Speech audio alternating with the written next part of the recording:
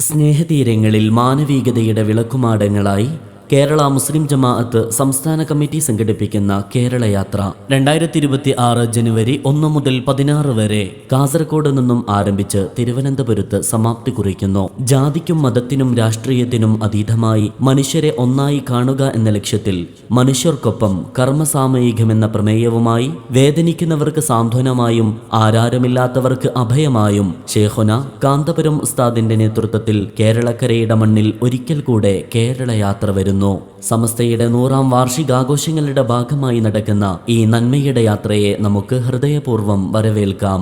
ജനുവരി 1 മുതൽ 16 വരെ കേരളത്തിന്റെ മണ്ണിലൂടെ സ്നേഹപ്രയാണം തുടങ്ങുന്നു. നമുക്കൊന്നിച്ചു നിൽക്കാം, മനുഷ്യർക്കൊപ്പം ചേർന്നു നിൽക്കാം. മനുഷ്യർക്കൊപ്പം കർമ്മസാമയികം.